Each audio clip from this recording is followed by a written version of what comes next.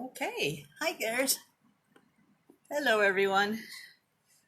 I see we're getting some people on.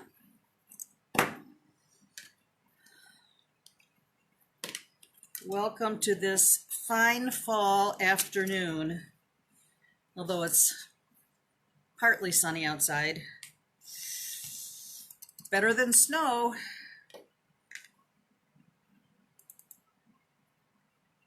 Okay. Hi Dawn.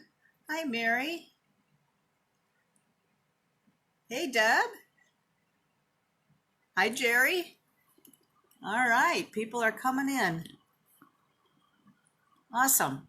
I have my exhaust fan going, and I have a little small fan going. So I hope that you can hear me okay. You probably can now, but as when I go to torch, it might be a little bit loud. Hey Deb. Hi Kat. Okay. All right. So today, audio's good? Good. Good to hear it. Hi Benira. Yeah, last week we had kind of a crappy reception, and I'm hoping today it will be better. It's kind of disappointing when you can't see, when everything's all pixelated and grainy. It's hard to get a sense of what I'm doing sometimes. So, we'll just do the best we can. Hi, Renee. Okay, so today we're going to work on adding decals to enamel. I have done decals before, but they were just the black and white decals that turn a sepia color, but today I'm going to be using color decals. So we'll try that. Hi Dawn. Hi Suni. Okay. Nice crowd. All right. I don't know if you caught the previous enamel and decal demo that I did.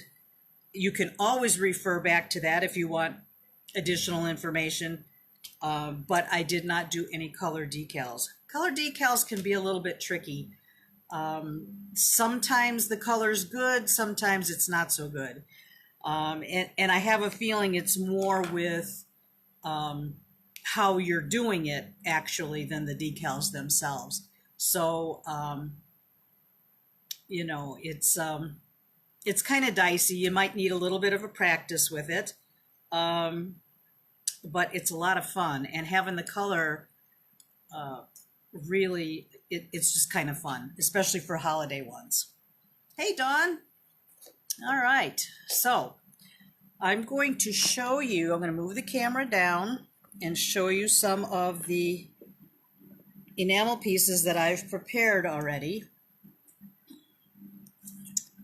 And you saw some of these on the advertisement I did for the demo on the Facebook page. So I'm absolutely in love with these bunnies right now. They are, I guess they would be called a black and white or maybe a sepia. I don't know. It's a little bit different, but I'm going to consider that a colored decal, even though it doesn't have, the colors like some of these in here. But I'm going to show you some of the decals, how they come. Hi, Carol. Okay, so I have a file folder that I keep the color decals separate from the others. And there's, they're kind of chopped up because I've used a lot of them. But these little saguaro cactuses are really cute, cacti. Of course, here are the bunnies. These guys are not cheap, let me tell you. But, I think you get what you pay for. They turn out beautifully. So I'm happy with them. And then I've got some of the holiday ones that I picked up this year. I never had Christmas ones before, but I decided to buy some this time. Here's another set of the Christmassy ones. This is how they come in a sheet. You can get different sizes, and it says on, I got these from Etsy. There's a shop on there, and I'll give you that in the resources as well. But you can get these in different sizes. This is like the 1-inch square, and then they come in, some of them come in, it depends on the design really, but some of them will be 1.5 by 1.5 or 1 by 2 or 2 by 2 or whatever, depending on the design. So that is a choice that you have when you get them. They generally go by small, medium, and large, but you have to look at the description on the Etsy page to see exactly what you're getting. I was a little bit disappointed, which was my own fault, but I was a little bit disappointed with the size of these guys. These were supposed to be the mediums, but this is all considered medium. So you might need a little clarification, with the shop owner to see what sizes you're actually, well, you're getting what they say you're getting, but I guess, some of these really large ones for jewelry, they're just too big, but you might be able to apply them to something else. Okay, so then there are bees. Bees are always cool. And there are some vintage looking squares. They look kind of like a French antique or something. And then these are the smalls. I believe these are the small size. And it also comes with instructions on how to use them. Then there's some florals.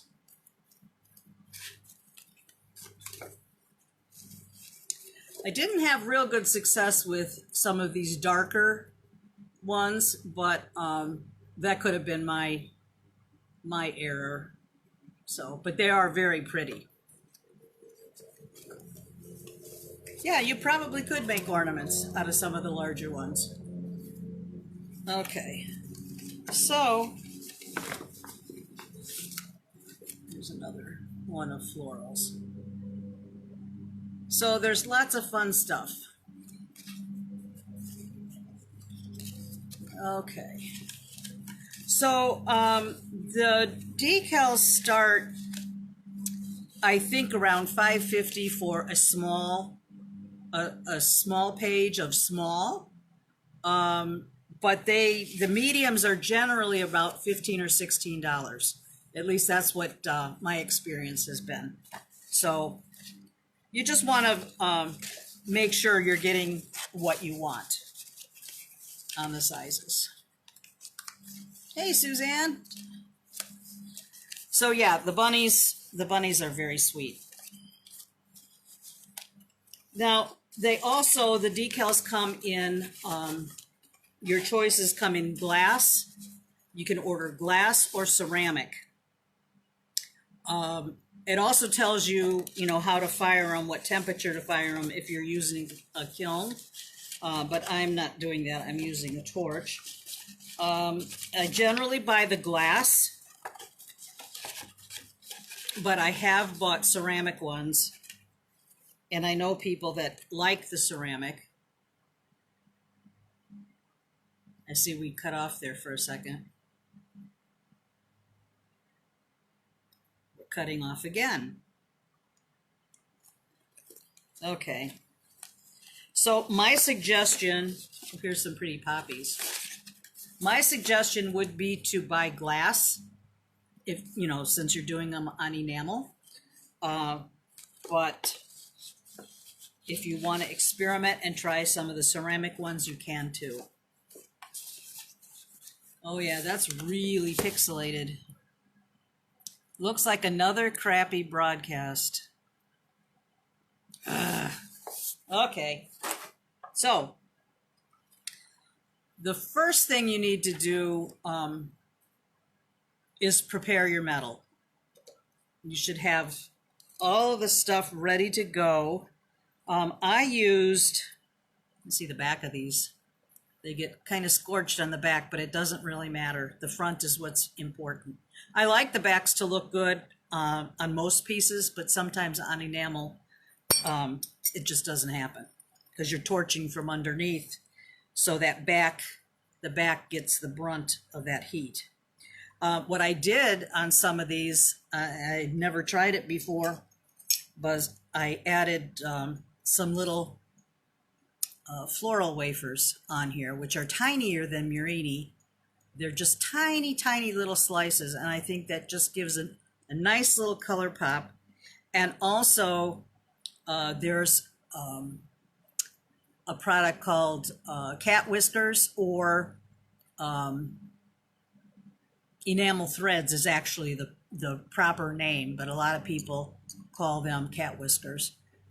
These little green stems that I made in there. I was trying to make it look like grass, but the thing to know with the enamel threads is they spread out as they get heated. So you want to pick the very, very thinnest pieces that you can, and I'll demonstrate them so you'll know what I'm talking about when we get to that point. But the enamel threads come in different sizes. You know, there's thick pieces. They're weird.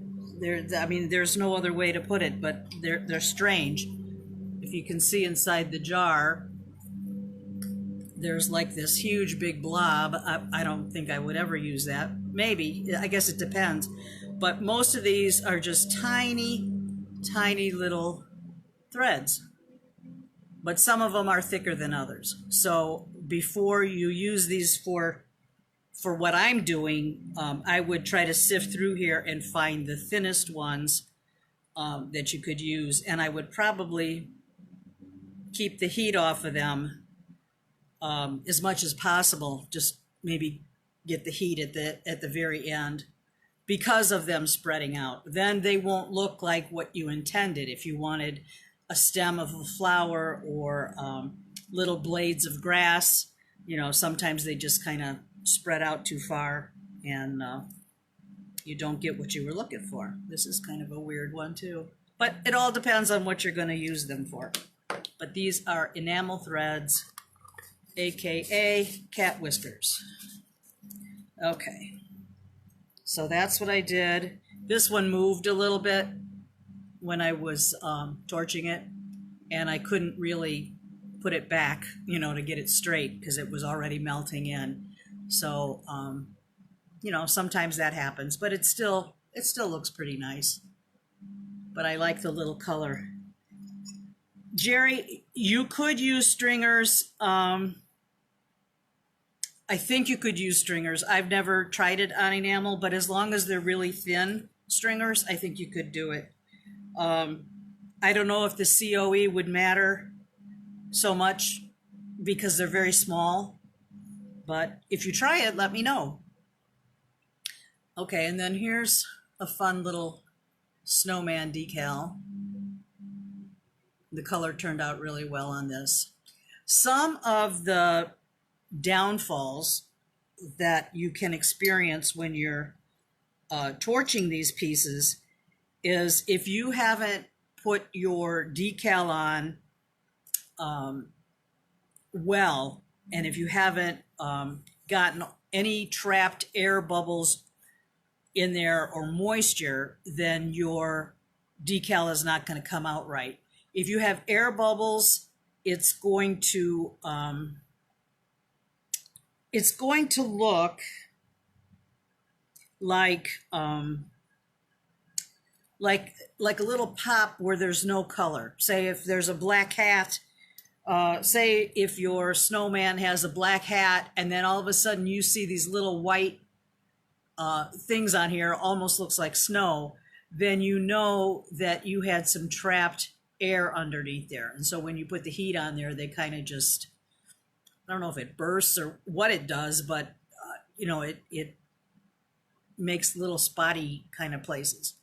However, if you're doing a snowman or something, you could just pretend like snow is falling on them. And actually, I have a few like that, and I like them. When I showed them to my husband, and he says, how did you get that snow to look like that? And it's like, it's not snow. That's not really supposed to be there, but it looked good.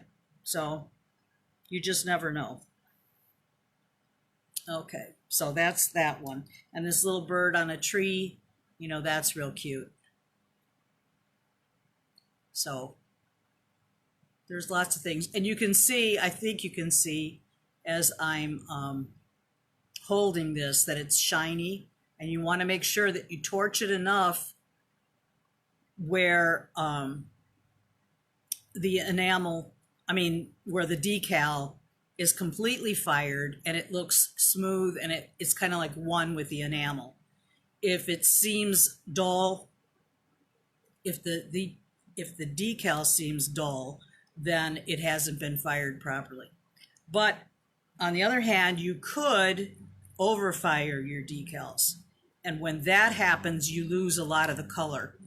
So they become pale, almost non-existent sometimes if you fire too much. Okay.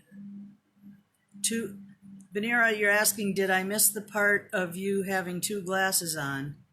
Two of these glasses that I do? I don't know. Is that what you mean? When I'm working, I always put this other pair on. I know it looks stupid, but I don't care because I can see, and I've tried a variety of different things, and this always seems to work best for me. So that's just how I roll, you know? You get what you get with me. And then on some of these, I like to put the eyelet on here. Well, on most of them. Sometimes I don't on, I don't know. I guess I could put them on here, but I like to put that eyelet on there. I think it finishes off the piece really nicely. So, okay. And then this was just a regular black and white decal that I fired on and then just added a little bit of the little floral wafers on there to give them a little pop of color. So there's lots of fun things that you can do. Yeah, I do this all the time, and then I wear them up here, you know, when I don't need them. Or sometimes I'll just put them up there, and that really looks dumb, but but I see better this way. So, you know, you do what you got to do sometimes. Okay. So, where do we start? Oh, I was saying you've got to prepare your metals. I'll set these to the side. I have already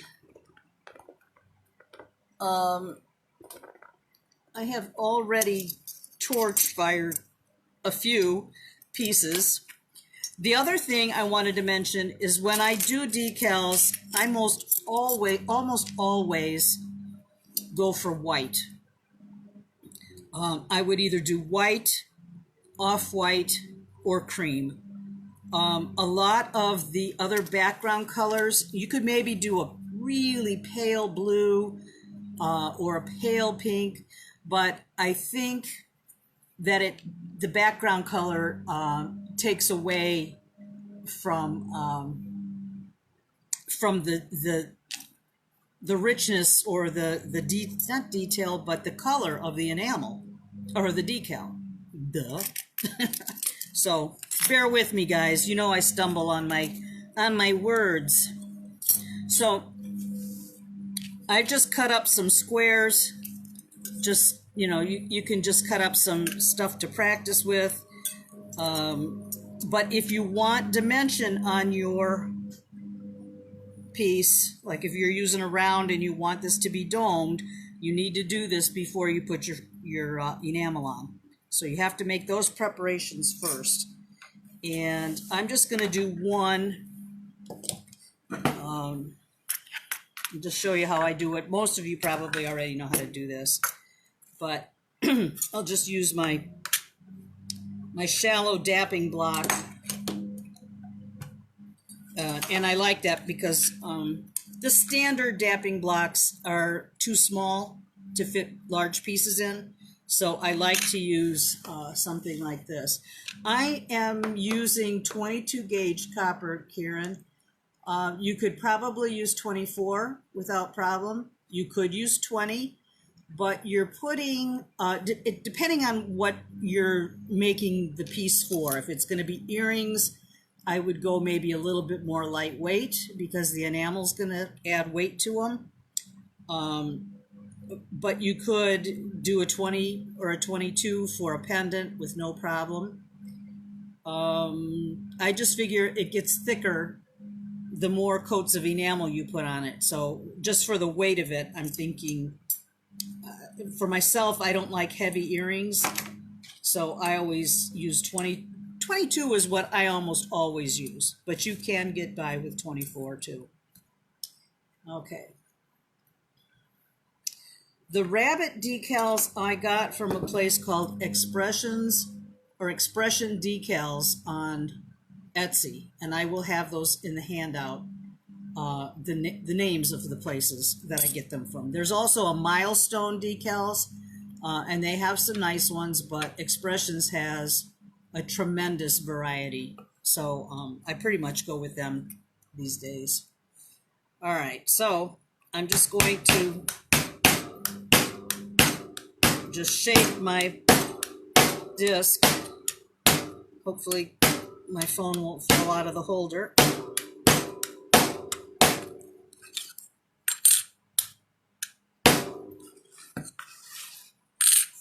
Move this down just a little bit.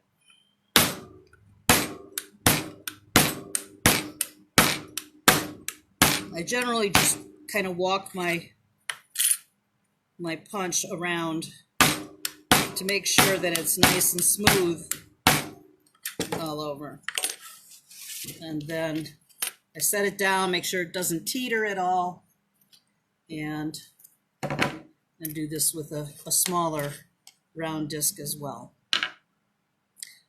You know, of course, the first thing you're going to do is decide what kind of decals you want to make. So you have to decide on what kind of shape of metal you need. A lot of the decals come in squares, or some are rectangular, some are round. So you have to just judge, you know, what you want to make from that. I put my hole in afterwards and punch it from the reverse side, because if you punch it from this side, more than likely you're going to make a depression as well as a hole. So I always put it from reverse. It doesn't matter where I put it on a round, but it does matter when you're doing it on a square or a rectangle or another shape, so that way you center it. But for the round, I don't really need to do that. So I'm just taking my 2-hole punch and putting a hole in. I'm not getting super close to the edge because two things. I don't want it so close to the edge that you could possibly cut through the edge.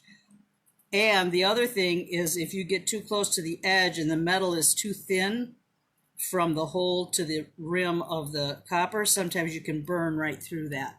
So that's just something, you know, to keep in mind. And then on the other hand, you don't want it down too low, because then if you're putting a jump ring in there, you may not have enough clearance for the hole might be down too far and the jump ring might not fit down there the right way. I don't know if I can explain that right, but that's about right where I'm putting it right there.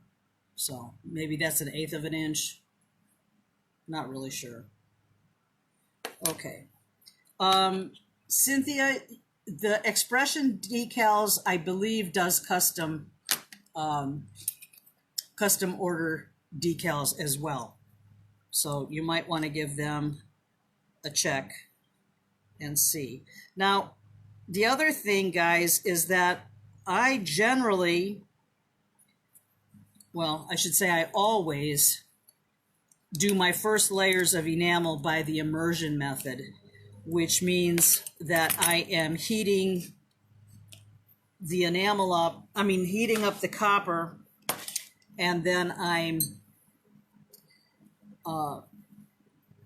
heat the enamel up with a torch from behind, and I'll demonstrate so you know what I'm doing. But I'll heat with the flame at the back of there, and then I dredge the hot piece into the enamel powder, and then take it up and heat it again, and I might do 3 or 4 coats of enamel on these.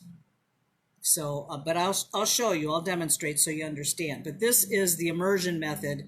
Instead of putting this on a trivet and putting your enamel here and heating from below, you have to do a counter enamel first, which would coat the underneath side, and then you have to do the top.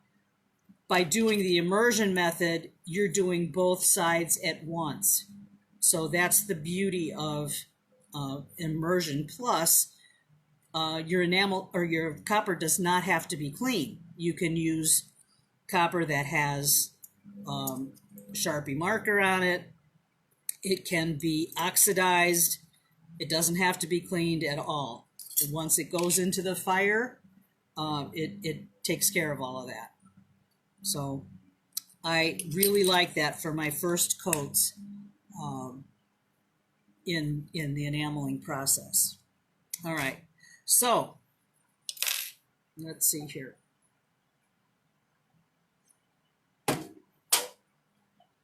Sorry. All right, so then let's talk about tools, I guess.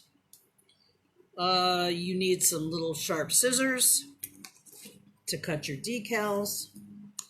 The dapping block, if you want things curved a little bit. I'm using I have to move the phone around a little bit, guys, so just bear with me. I'm using a tripod right here. I set it up. This is a 9-inch tripod. They come in, in 7 inches and 9 inches.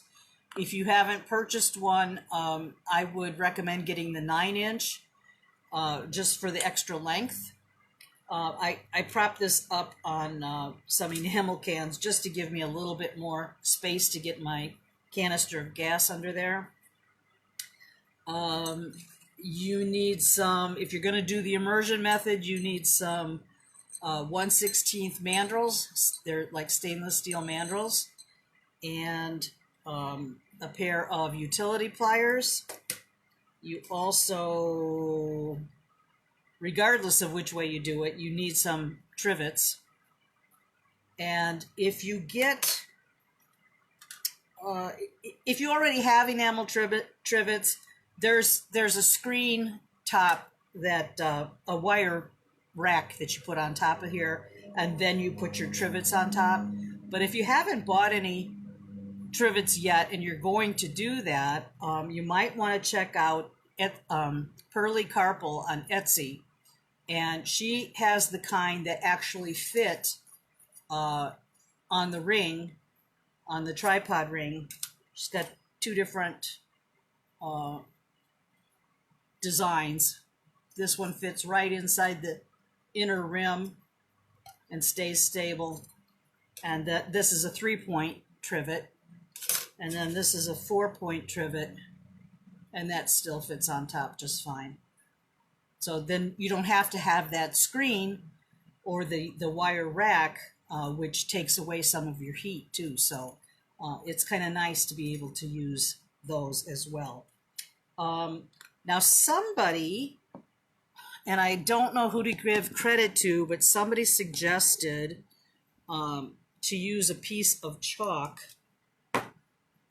to, when you use these trivets and you place your metal on here, like that, you're going to have, now say that this has enamel already. Well, I'll put one here. You're going to put one on here that has enamel on here. So when you have the enamel on there and you heat it up, where this contacts there's contact points where when this all heats up, that enamel gets liquidy, and it leaves a little bit of glass or enamel, on the little edges of the trivet. So a good way to avoid that from happening is just to take a simple piece of chalk and you just coat those little blades of the trivet, and then you put your piece on there, and then that prevents it from sticking and getting more enamel accumulated. You can clean off the enamel, but it takes time and it's kind of messy. I have to grind it with a pumice wheel to get it off, and this is just a step that you don't have to do if you put the chalk on there. So that's kind of a neat tip. I was very excited when I saw that actually worked. I had bought a fairly expensive, well, it wasn't fairly, it was expensive, spray that glass fusers use, and as a release agent. And I sprayed it on some, and it was just kind of okay for this purpose. But the chalk works great, and it's like super, super cheap. All right, let's see here. Any questions?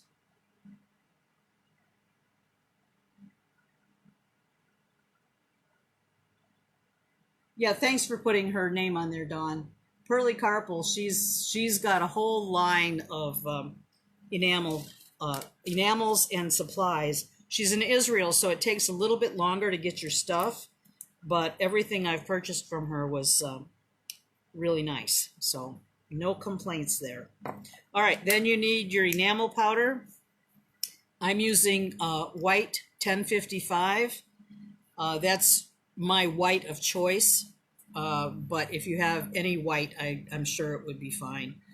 Or then I've also got the cream color, which, let me see if I've got the number here. I don't have it on my can. I usually do, but it's just cream or off-white. I don't have off-white yet. I just ordered it, but I think that would be fine too. Okay. Let's see. And then you need to work on a heat-proof surface. That's the other thing. I'm also using this torch. A small micro torch is not hot enough for this technique, but this is. And I'm very pleased that this works well with enameling, because generally I would use my lamp working torch or a hothead torch, which is very noisy. And this is just a lot nicer than the hothead torch, in my opinion. All right, so I guess what I'll do, I'm going to just look here at the comments real quick. Deb, I put the eyelets in at the very end. Okay. And yeah, I'll have all the resources on the handout, so don't worry about that. Yeah, just regular chalkboard chalk. For a heat-proof surface, you could use a cookie sheet. A cookie sheet would work fine. They do sell these heat-proof mats.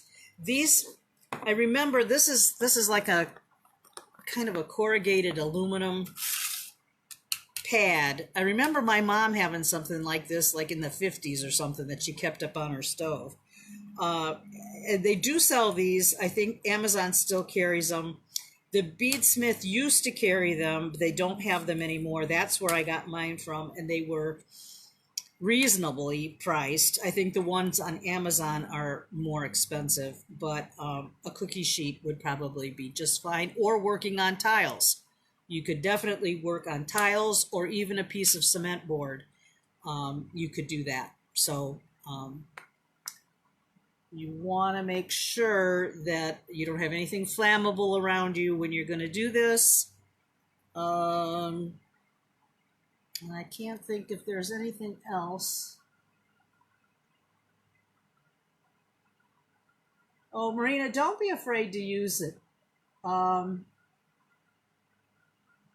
If I can help you at all with that Paragon, I will. I'm not an expert at it by any means, but don't be afraid. If you're doing the stuff, if you're following the directions, you should be fine with it. All right, let me change places here a little bit. Okay. So here's a piece of copper that has 22 on there stating what gauge this is. And I'm not cleaning that off. I'm going to just torch it just as is. Oh, Gwen. Okay. Range clean. Okay. I just briefly did a search for them, and I came up with something on Amazon, but this is a while back. So, yeah, if there's a place to get them, I think they're nice, and I like the fact that they're flat. They don't have a rim around there. The rim of a cookie sheet really doesn't matter for this, but it does matter if you're clamping a hothead torch to your table, because that rim, you'd have to, what I did is I cut the metal a little bit so I could put the clamp on there for the hothead torch. So there's always ways around stuff. All right, so for this, I'm just going to do the immersion method for this piece. Bricks on here would be better. They would be a little bit safer. Well, maybe a lot safer. Okay, just try to get this in view. I've got my enamel in my cup. You want to make sure that it's not all stuck together. If you feel better wearing a mask or a respirator, go right ahead. I don't for this, and maybe I'm being foolish not doing it, but that choice is up to you. All right. All right, so I'm going to get ready here. I've got my enamel can in my non-dominant hand. Well, I really don't need the tripod for this part. I don't know what I'm thinking about. I'm just going to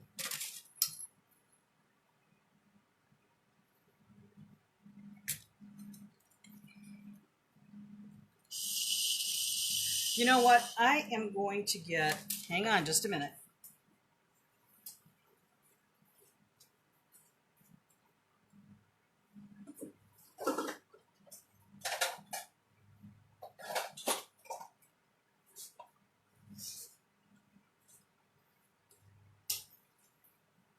My husband had made me this little wooden stand to put my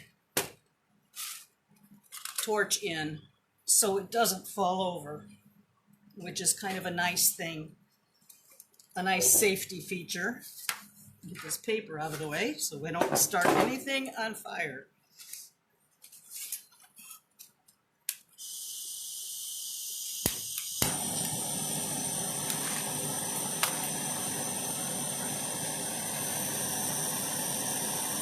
So I'm just heating up my metal.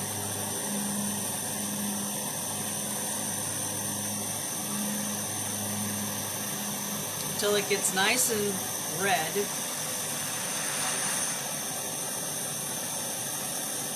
And then I dunk it in the enamel real fast.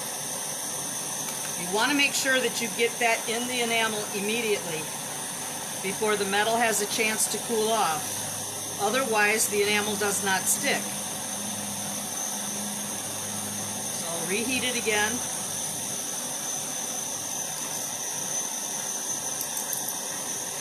Tap off the excess and put it back in the fire.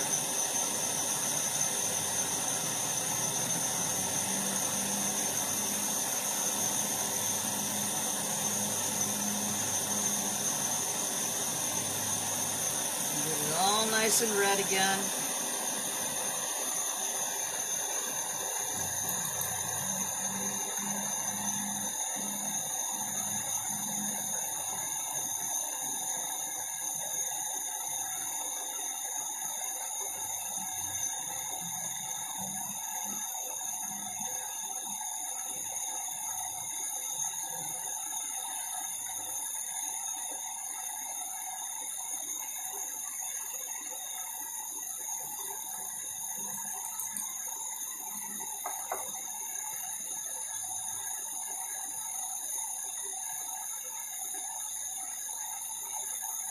I'm putting about 4 coats on here.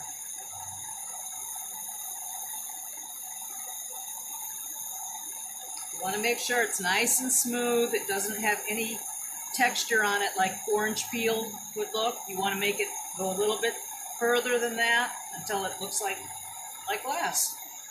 Smooth like glass.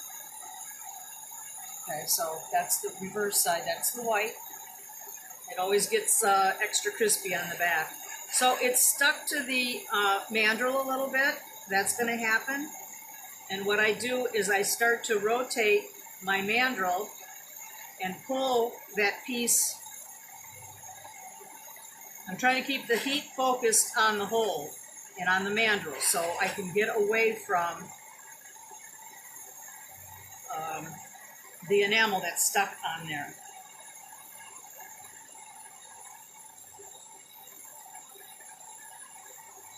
Just carefully bringing it down, just at a slight angle because I don't want it to fall back on me. And then I'm going to take my pliers and then just tap it down. Let it go on the heat-proof surface, and then I'm going to reheat the mandrel and get that excess hot enamel off of there. And then I'll put it in my quench jar, and all that extra enamel will just crack off. I don't know if you could hear that or not, but all the enamel's off of there. Okay? I'll do one more. And remember that the piece that I just knocked off of there, just took off of there, is going to stay hot for a while. Oh, I don't think I said, but when you punch the holes, maybe I did. When you punch the holes, use the 3/32 end of your punch so it makes a large enough hole, because the enamel will get inside that hole and then it will be difficult to get your jump ring in if you don't have enough clearance.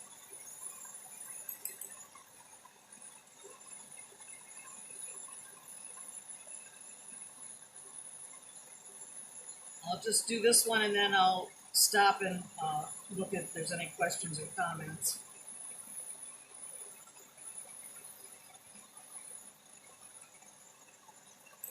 This is a pretty low-tech way of doing stuff with this torch.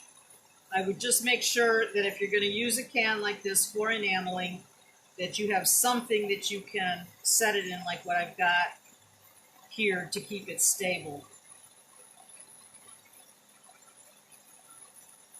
When we do the torching with the tripod, that's different because we'll be holding that can. So it's a little bit different for that.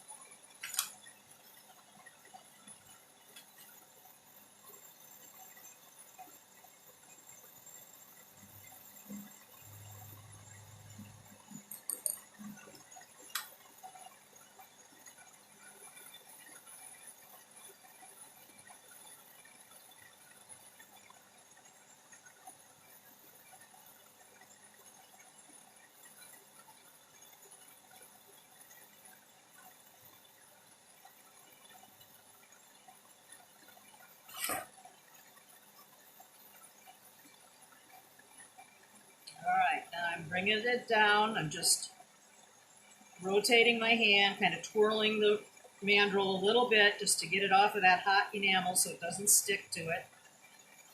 Bringing it down. I'm away from the enamel now, so I can just take my pliers, tap that down, and then heat up my excess off of the mandrel.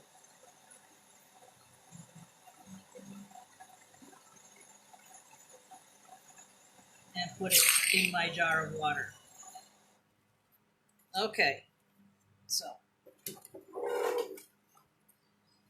now you can cool these off a little bit faster if you put your piece on a steel block. The coolness of that will cool off your hot piece right away. All right, so now I'll come back over here.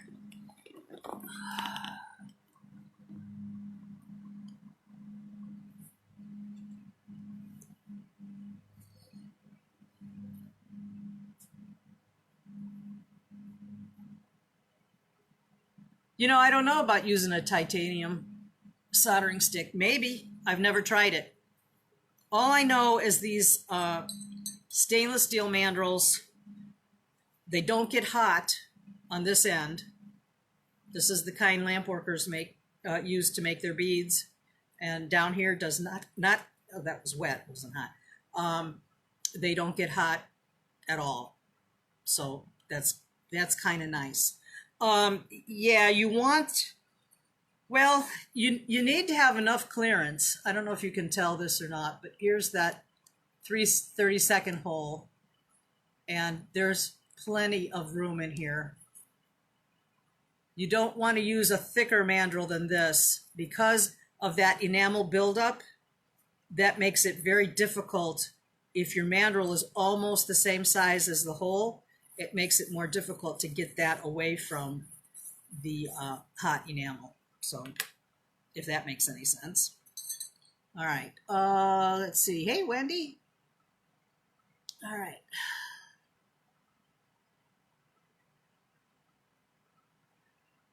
I have metal tins that I keep my enamel in.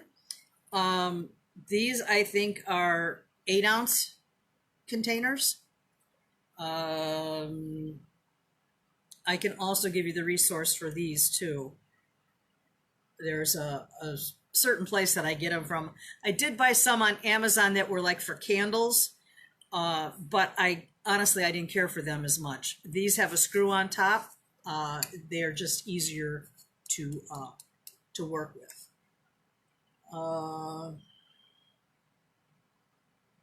Let's see. Yeah, actually my husband made that. It's just a block of, let's see here.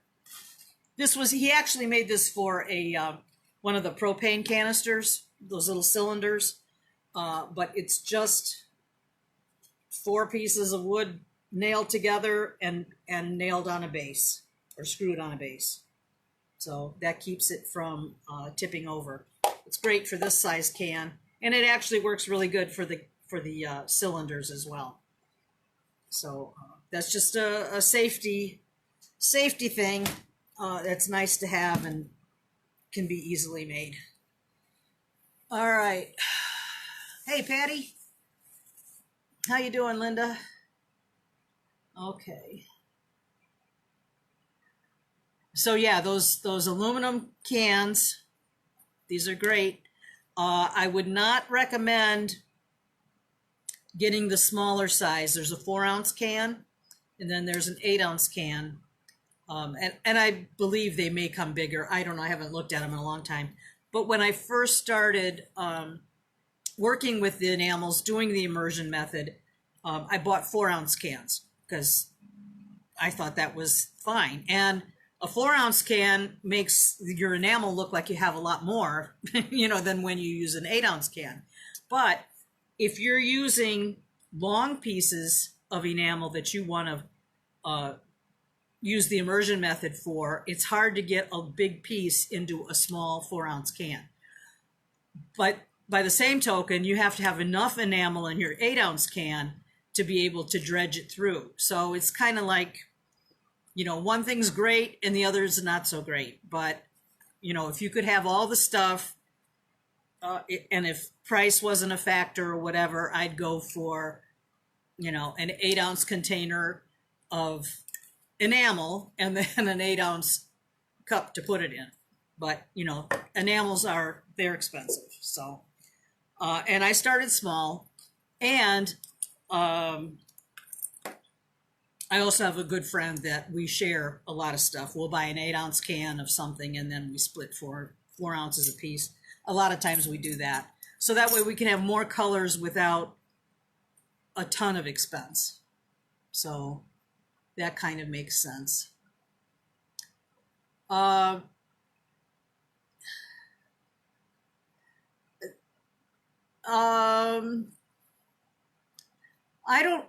really couldn't tell you. I think acetylene might be too hot for this. I would use a canister of either propane or MAP gas. Those two I am familiar with. Acetylene, no. And my lamp working torch runs off of natural gas from the house. So that works great. I can tell you that works great, but then, you know, these butane cans work really good too. So, you know, just depends on what kind of setup you want to have. This is not so much expense. So, and it's easy and it's portable. Okay, so I torched those pieces. They're nice and cool. And so the next thing, we go to the decals. So I'm going to move the camera down and we'll pick out some artwork.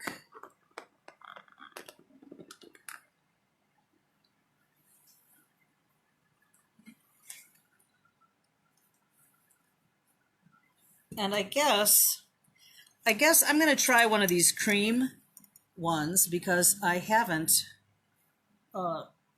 worked with the cream for a long time. So let's just see what that does. Well, I don't know if we'll be able to see that now or if I'll show that to you later, because there's drying time involved, and I already have some pieces prepared that we're going to torch. So, where's my bunnies? Where did my bunnies go? I thought I would pick another bunny. They're just really sweet. I wish they had more animals in that the way that they have them. They look kind of vintage, kind of, sort of. So I want to get a piece.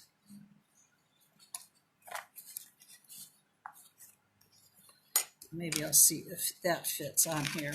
And I'm just going to cut him off.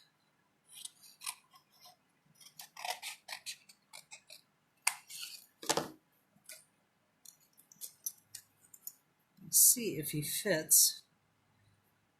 He's going to lose a little bit of his rump, I think.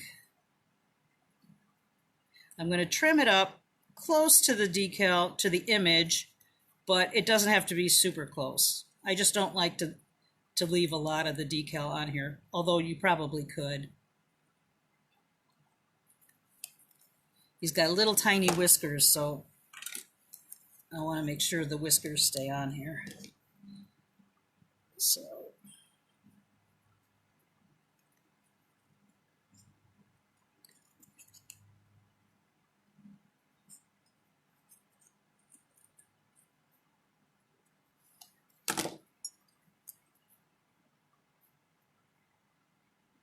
yeah, he's probably going to lose just a tiny bit. Maybe I can fold him over a little bit.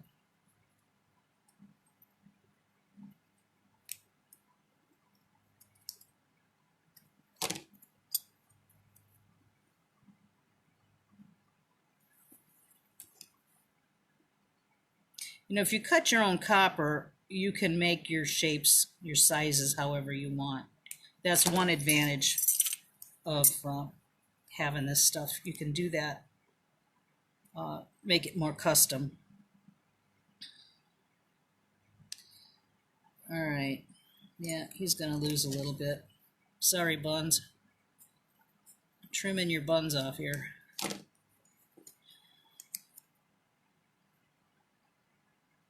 Okay, so that's how he's going to fit on here. All right. Yeah, a tushectomy done. All right, so I've got a little dish or a little bowl of water, and I'm going to put my decal in there. It doesn't take long at all.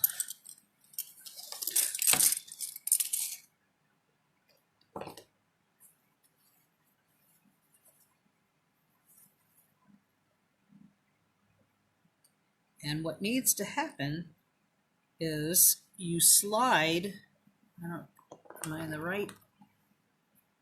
You slide, I tap off a little bit of the water here, and then you slide the decal off of the backing paper, and put him on. Put him on the enamel piece, and then I'm going to take my paper towel and soak up the extra water that's around there. And then this is important. Get yourself a little squeegee like this. You're going to start from the center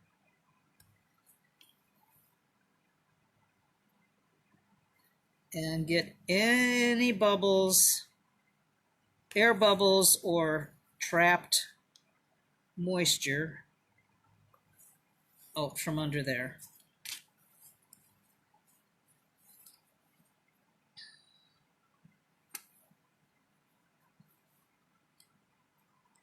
That is super, super important. If you try to do it with your fingers and work it out, it's just not as good as having a squeegee. And I tried it with a credit card, you know, and I actually tore my decal. It was just too stiff. So the rubber squeegee is the way to go. And then the next thing I would say is let it dry. I have a dehydrator, so I put my stuff in there generally, or you could let it dry for a few hours. But you want to make sure that it's dry, because if it's not, it's going to pop and spit and be ruined. Now, the other thing is, if you want to put some little floral wafers on here. I hope he doesn't have to go to a proctologist. Hope to spare him that. So these are the little floral wafers that I've spoken about before. And they're fine to use, except you want to use the very thinnest slices that you can find in here. Because the thing with the decal is when you're applying the heat, like I said earlier, if you apply too much heat, your decal will fade. But you need a significant amount of heat to melt these little guys in. So when you buy a package of these things, they come in all different sizes. So you want to kind of weed through here and try to select the thinnest ones that you possibly can. So that's what I'm doing right now. And some of these aren't even a full flower. Sometimes there's just little pieces of them, but those work pretty well too, just like that. So I'm going to really try to find the thinnest I can, just to prevent over firing. And then the other thing is I have some clear fire. I put it in this little spray bottle, but you need to get some either clear fire like this, or even hairspray will work, and put some in a little container, and then it acts as a glue, like a little glue for these pieces. So you find, the bigger pieces are fine when you're torching without decals. That doesn't, it takes a little more heat, but it's fine. But when you're doing working with the decals, you want the thin ones. All right, so, and this isn't really an exact science. I mean, you'll see when I torch these, sometimes the little flowers will pop off. You don't want it to happen, but sometimes it does. All right, so I'm going to just dip this in the glue and just dab off a little bit, because too much will take a lot longer to dry. So you just arrange them wherever you want. I've found so far, I mean, I have kind of overlapped on the decal, and it seemed to fire anyway. It didn't seem to matter. Let me find those cat whiskers here.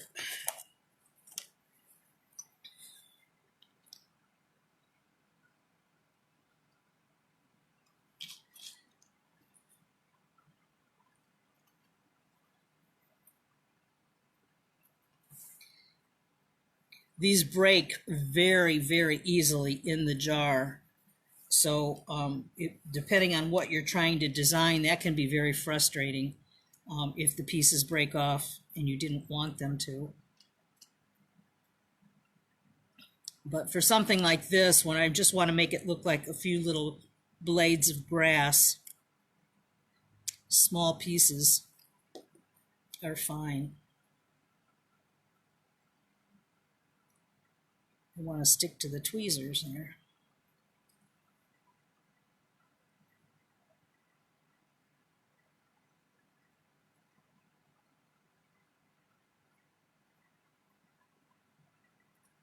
I'm trying to make them look like little flower stems, maybe.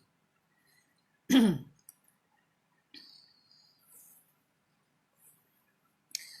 don't know that you can tell from the camera angle or not, but this is thicker than this one. So I'm going to choose the thinner one. Just snap off a little piece.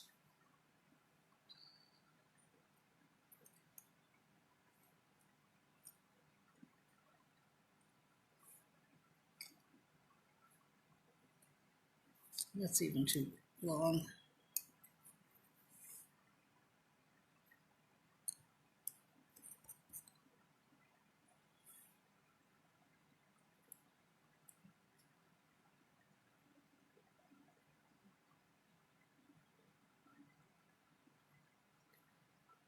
We can always hope that it turns out, but if it doesn't, you can't get too disappointed. Well, you can, but sometimes it works, sometimes it doesn't. All right.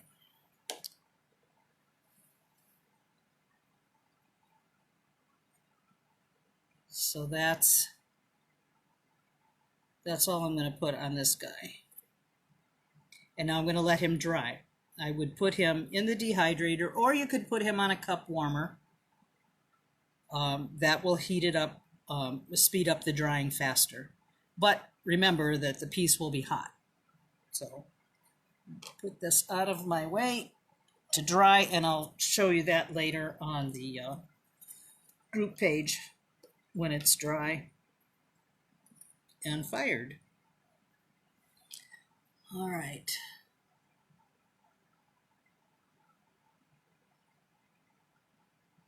Yeah,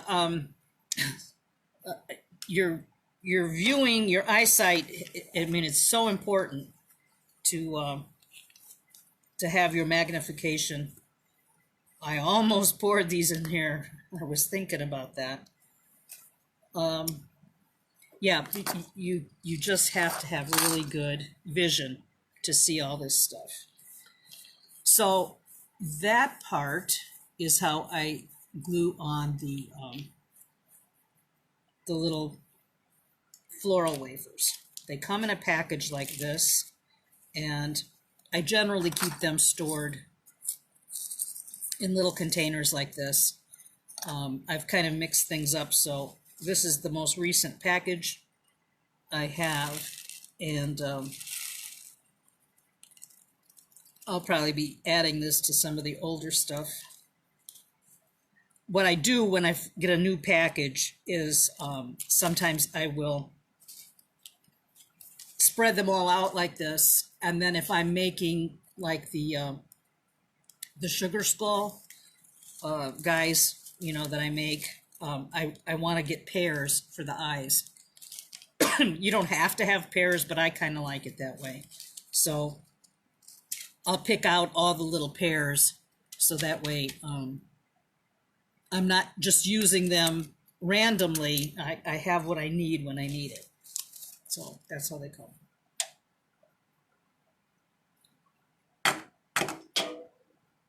Oh, Tammy, thank you. This is what's coming next week, actually. This is going to be the demo next week. And I have earrings to go with it, which I'll show you at the end of this broadcast.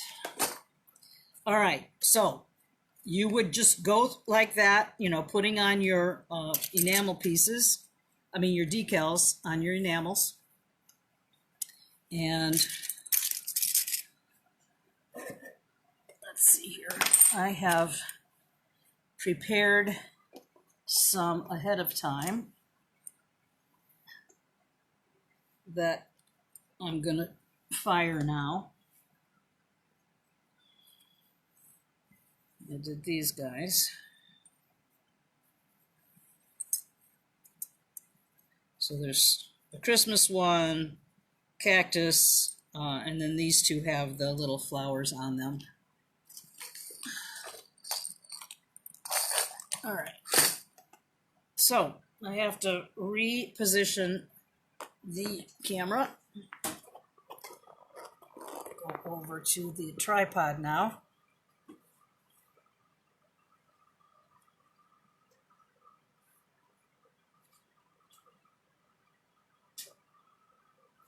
All right.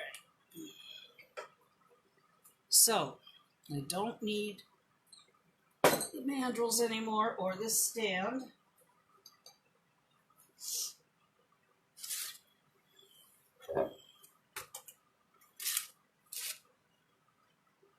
It's amazing how you just get your work surface so cluttered.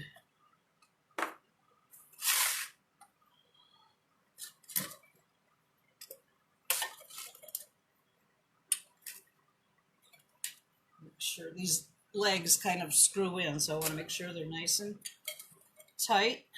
Everything's right. I'm going to, I already put the chalk on here. Bring my pieces over.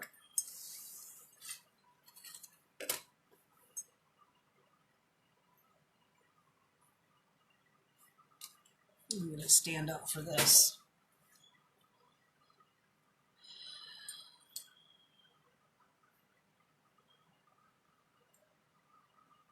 Some of the pieces are a little bit hard to position inside the tripod because of the shapes, but you just have to play around with it to get them to fit. Can you see that okay? Sorry. I'm always hitting something with my fingers. All right. Okay. All right. So I have my exhaust fan on. I have another fan on. And we will torch this. Oh, when you first apply the heat to the decal is going to turn dark. It's going to smoke. It may even catch on fire, but it's very brief. So don't freak out. You know, I mean, I know what to expect, but when you do it yourself the first time, you might get freaked out and say, you know, I'm catching it on fire, but that's all part of the process.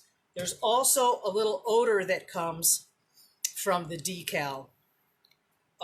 That's normal. That's supposed to happen. Okay? Don't freak out. It's just momentary. So I'm going to heat from below.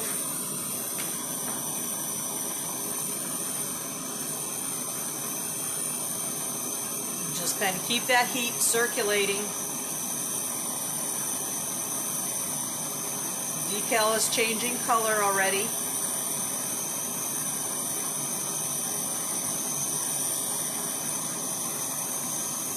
It's turning very dark.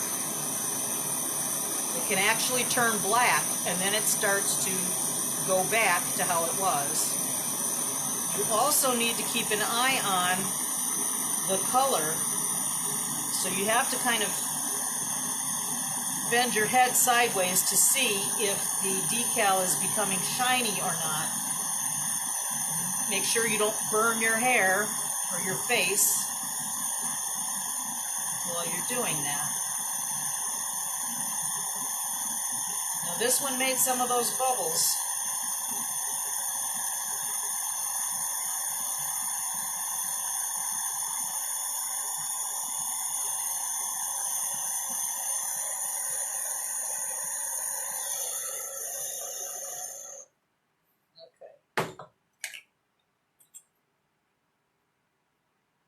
So I'm going to take my trivet and I'm just going to knock it down on the heat-proof surface.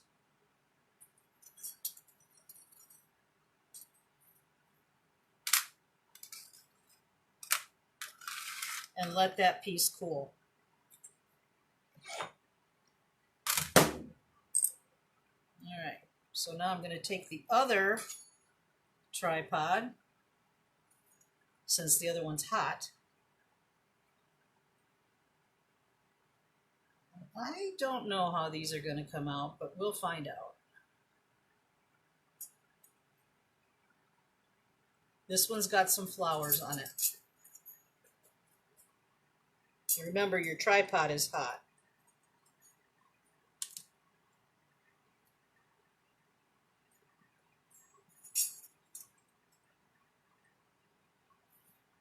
All right.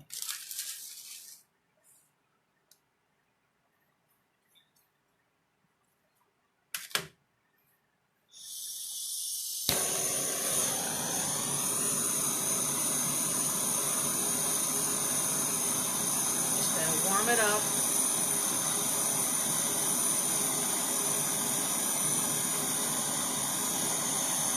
I want more heat to come down to the bottom where the flowers are.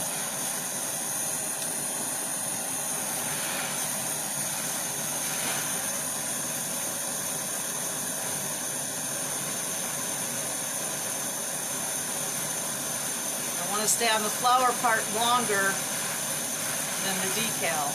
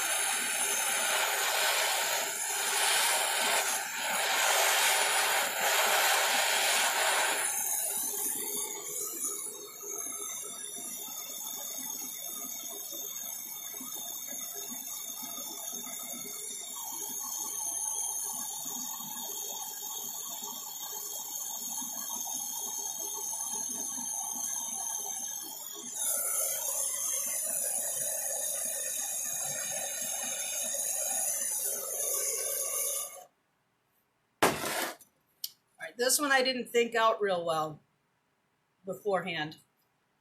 I've got this area of this trivet, this metal piece right here, which is blocking the heat for these Marini here. So I should have positioned it differently on here had I thought about it, because I pretty much overfired these two branches of the tree by trying to put enough heat to melt these. If I had an more open space down here, I could have gotten the flame in here better. I did not, so it is not as nice as it should be. But maybe it won't, maybe it'll still be all right. I don't know. The color comes out a little bit better as it cools. All right, so let's do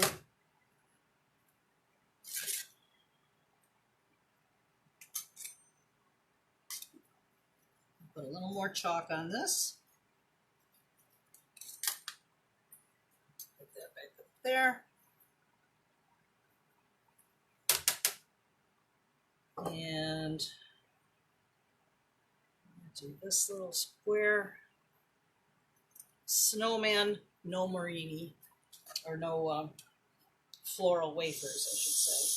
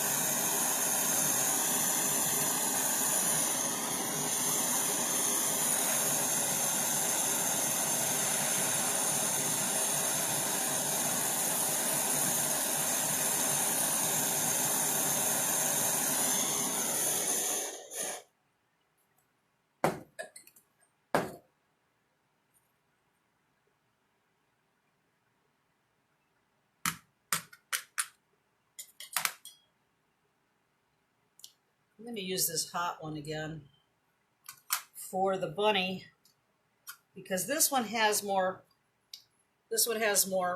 airspace in here, more open space. So I'd say if you haven't ordered any of these and you're going to, I would go with the 3-point that fits inside the trivet. I mean the tripod. The 4-point's nice too, but I guess it just depends on what you're going to be firing on it.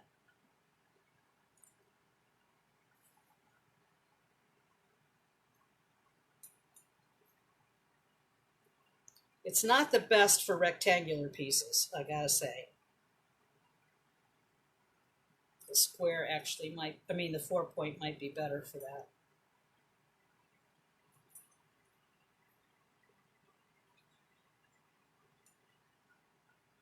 And it's hot, so you want to be really careful.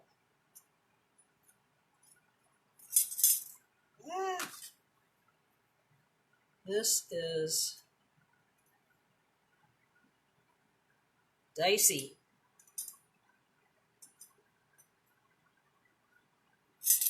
No, don't fall. If they drop, the little flowers usually fall off with them, so let's stay.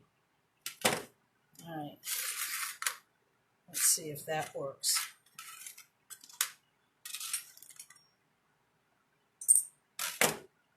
Please.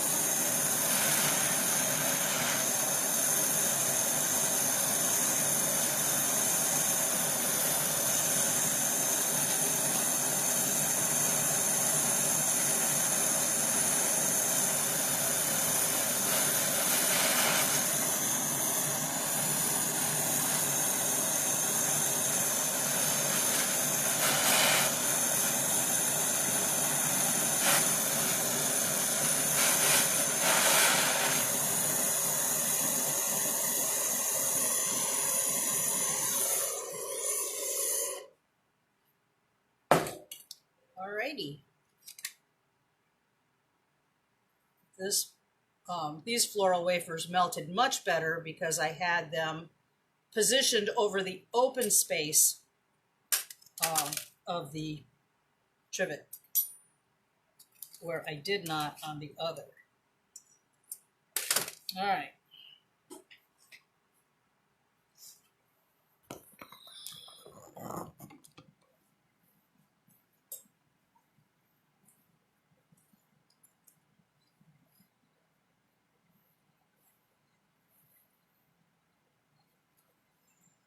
Oh, I don't know. I don't know if a chalk screen would work or not, Dawn. Excuse me. I guess you could try it, but I don't know. There's a lot more contact surface on the screen than there is on a trivet. All right. So these are the 4 that I just did. This little guy was dark to begin with. It was pretty dark. If you look on the decal sheet, you can see that he is quite dark in comparison to the other guys. So I'm going to say this is good, just the way he is.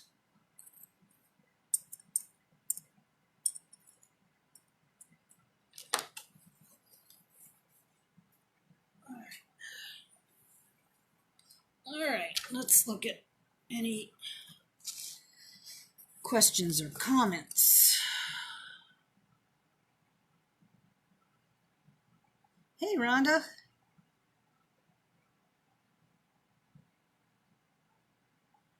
All right. Marianne, I will have all that on the handout. Thompson Enamels company has the best price for the floral wafers that I've found. And they have good pricing all the way around. So you can get everything in one place if you like. Well, you can't get everything, but a lot of the stuff. All right. All right.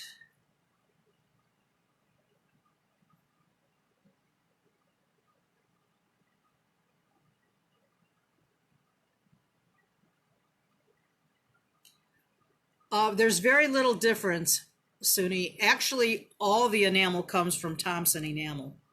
And then there are other distributors, that sell it, like Enamel Warehouse and Painting with Fire, different places like that. But they don't all carry those floral wafers. So, when I need floral wafers, I just go straight to Thompson and get them. But a lot of the other times I'll just get like from Enamel Warehouse or Painting with Fire, if they have what I need at that time. But you have to shop around. I mean, you really do, because the trivets can be fairly pricey too, and different places charge differently. So just kind of look around and see what you can get. But usually Thompson or Enamel Warehouse has most of the stuff. And like I said, Pearly Carpel on Etsy, she's got these interesting trivets that I've bought from her. And I have bought some of the other things that she carries, but I think her enamels are a little bit different. So, it's...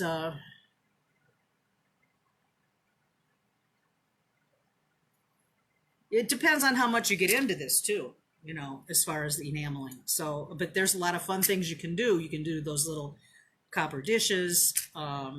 You can make all kinds of different jewelry and stuff. So, it just depends on how involved you want to get. But Mr. Bunny came out good. You see him? So yeah, I mean, there's a little bit of, you've got to be careful when you're, anytime you're messing around with flame, with fire, hot things, um, you really need to be careful, and you need to set yourself up so that you don't have an accident, or you can recover from it real quick. If you drop a hot piece, you you have the long pliers, so you have the things that you need at hand. So yeah, he's cute. This guy, he faded out a little bit, but I think he's still good. It's very subtle. But like I said, these flowers didn't melt all the way in very well because I had that trivet kind of blocked. It kind of blocked my flame from where these guys were. I should have repositioned him better like I did for the bunny. The bunny came out better because it had more space. And these little cactus guys are cute too. They came out good. But the white background, I think, really is important. This guy is a little bit darker, but it just seems like that's the nature of these particular decals, because I did several other ones and they were all equally dark.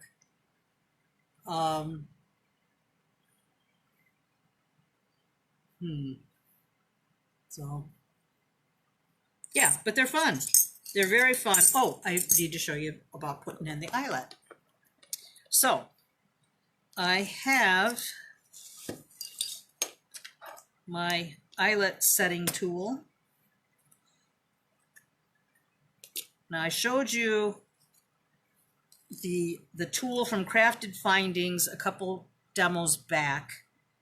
That's the instant riveter, and also it can be an eyelet setter. This particular tool is a knockoff of the Crafted Findings. This is made by Beadsmith, and it's fine. It works just fine. But I have several of them because, I do classes and stuff, and you have to have enough tools for everybody. So I made one a dedicated eyelet setting tool, so I don't have to keep changing all the little components. It just makes it easier. So this is where I have the 3/32 eyelets, and I used the 3/32 hole punch from here. And this is why it's important not to get enamel or too much enamel, that it will clog the hole. And if it does, you can ream it out just ever so slightly, even with an awl, so that the eyelet fits in there.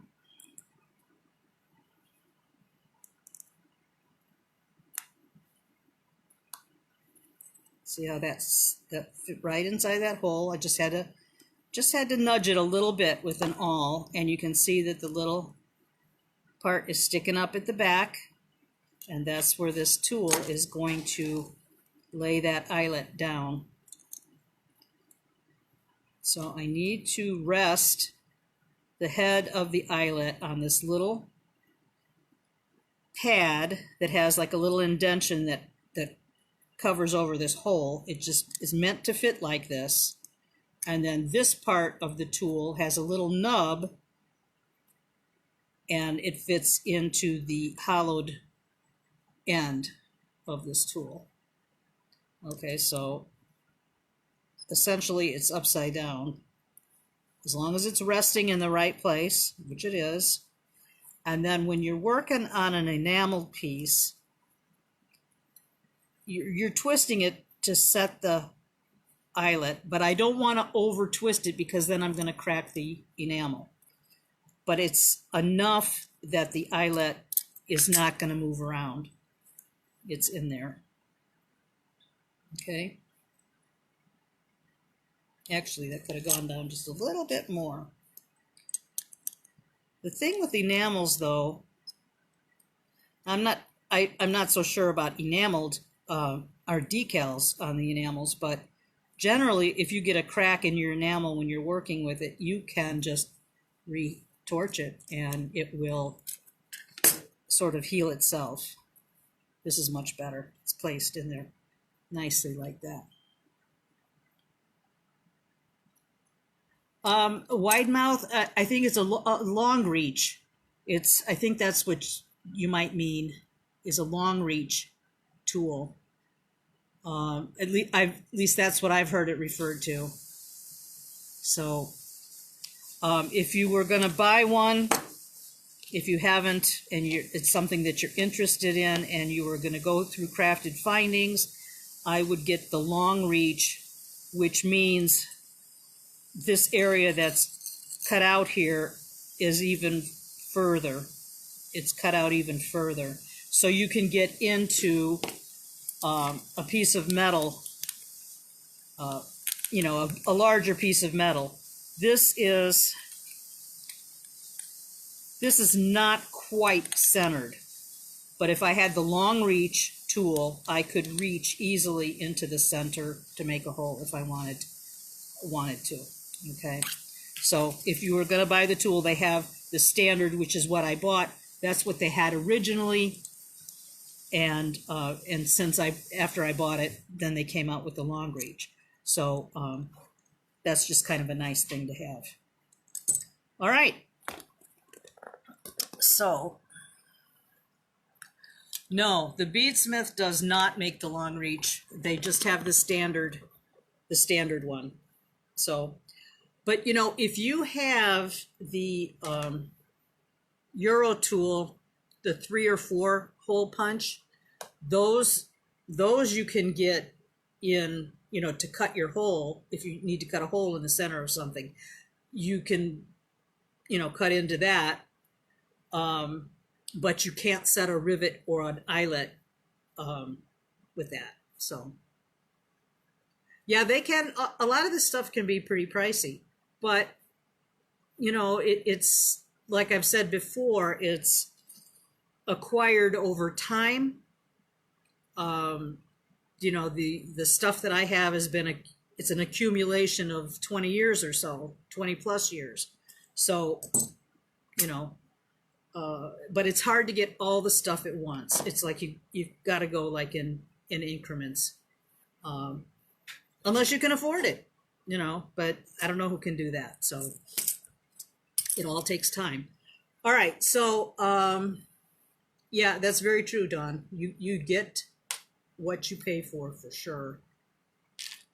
Thank you, Deb. You're so sweet. Okay. So next week, this is what I'm planning. I've already got it done, so there should be no problem getting that done. I've even got the handout done for next week. So, and then there's other weeks that I struggle trying to find things to do. All right, I'm just setting this up here. I had never done elongated links before, and that kind of was on my mind. It just popped into my head, and I thought, I need to do that. I need to try it. And I tried it, and I really like it. So these are just round rings that I made with 14 gauge fine silver wire. And, you know, I've made these bracelets just circular and just hammered a design. But on this one, there's a design texture on both sides. I used Gwen's rolling mill papers and was able to put the links in between two papers and or two textures, and very lightly rolled it through the rolling mill, and then just opened them up with a round nose plier. I especially like the earrings. I think those really came out cute. So so that's what we're going to do next week, guys. I hope you like it. So yeah, you know, if you are interested, I don't know if Gwen's still on here or not, but and I don't know if she's ever tried that or not with these links. But what I did was I fed 2 links at a time through the rolling mill to keep them from not falling all over the place. So I didn't try it with an impression plate. I only did it with the rolling mill papers. So, but I love this. And being 14 gauge, it's nice. And even the jump rings in between are 14 gauge. So it has a nice substantial feel to it. So we'll be doing that. And then I think the week after we may do that charm bracelet I was talking about yesterday. So, all right. So guys, thank you for watching, for being with me. And I hope you enjoyed it and got something out of it. And I shall see you in the group. Oh, thank you, Gwen. Yeah, I mean, these links are just like super fun. Super fun. Never did it. You know, I'd seen it and it just never computed, I guess, you know, that I could try that. And I was just really happy with them. So that'd make a beautiful necklace too. All right, so I'll post that other little bunny on the cream colored enamel, and we'll see how that turned out. I'll post that later on in the group, and I'll also have the handout for you with all the resources to where I get some of the stuff, and any Amazon links. If there's products from Amazon, I will stick them on there too, and we'll go from there. All right, thanks for being with me, guys. See you next time. Bye-bye.